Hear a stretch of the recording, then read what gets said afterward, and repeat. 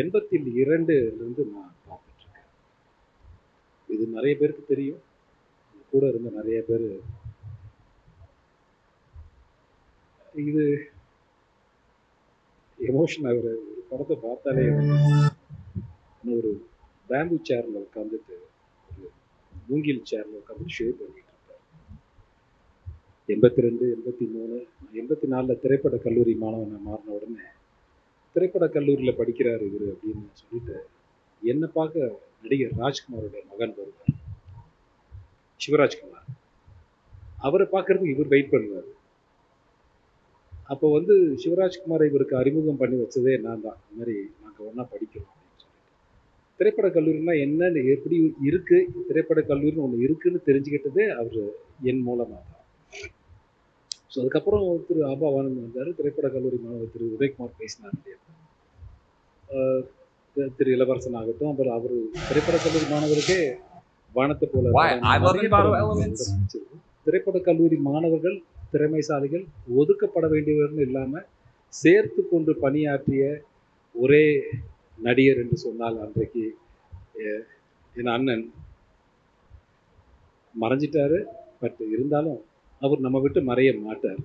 ஒரு நினைவேந்தல் செய்கிறோம். ஆனால் நிச்சயமான ஒரு உண்மையை சொல்கிறேன், இந்த உலகம் உள்ளவரை நம் நினைவில் இருக்கக்கூடிய ஒரு நல்ல மனிதர் என்று சொன்னார் அது இவரை தவிர வேறு யாரும் இருக்க முடியாது என்பதுதான் என்னுடைய கருத்தாக இருக்கும். ஆனால் இன்னும் பேச வேண்டிய நிறைய நபர் இருக்கிற காரணத்தால் இன்னைக்கு நடிகர் சங்கம் இவர் தலைமையில் இயங்கணும்னு ஆசைப்பட்ட பல பேர் இருக்கலாம். அதுல முக்கியமான நடிகர் நான். நடிகர் சங்கம் இவர் தலைமையில் இருக்க வேண்டும் என்று ஆசைப்பட்ட நடிகர். கடத்திக்கிட்டு போகணும், கிட்டத்தட்ட நடிகர்ல கடத்திக்கிட்டு போய் பொருளாளர் யார், செயலாளர் யார், தலைவர் யார் என்ற ஒரு நிலையை நாங்கள் உருவாக்கணும்.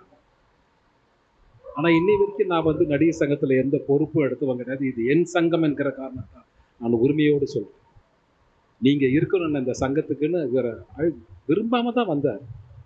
ஆனால் விரும்பாம வந்து இன்னைக்கு இருக்கிற இந்த நடிகர் சங்கத்தில் இருக்கிற அனைவருக்கும் விரும்பியதை செய்த ஒரு நடிகர் என்று சொன்னால் அது இவரை தவிர வேறு யாரும் இருக்க முடியாது. ஒரு நிமிஷம் கூட விரும்பல. நாங்கள் போஸ்ட் பண்ணி நீங்க இருக்கணும் வாங்க அப்படின்னு. நடிகர் திலகம் அவர்கள் இறந்த போது கூட இவரை முன்னிறுத்தி நாங்கள்லாம் பின்னால இருந்தோம். இதை பிரபு அவர்கள் அண்ணா அவர்கள் ரொம்ப அழகா சொல்லுவாங்க. நான் வெளிநாட்டில் இருந்த எனக்கு வந்து விஜய் தான் வந்து எங்கள் அப்பாவோட பார்த்துக்கிட்டாரு. நாங்கள்லாம் இருந்தோம், கூடவே இருப்பேன்.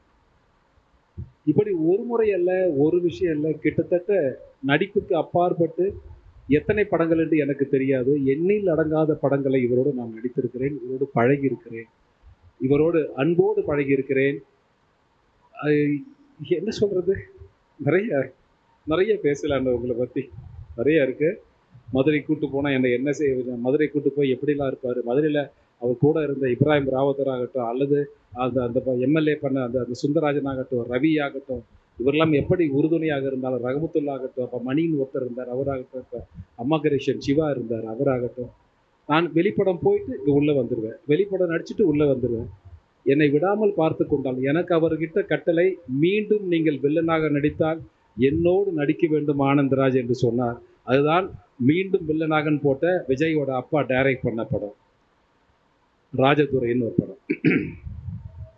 நான் அந்த மரியாதை இவர் கொடுத்த, நீங்க தான் பண்ணணும்னு.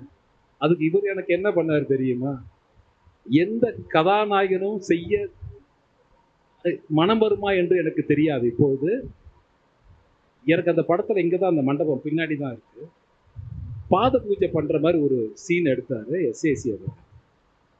அதை மனம் போனாம செஞ்சார். எனக்கு நான் பார்த்து அப்படியே அவரை பார்த்துக்கிட்டே இருப்பேன். படம் பார்த்தா தெரியும்.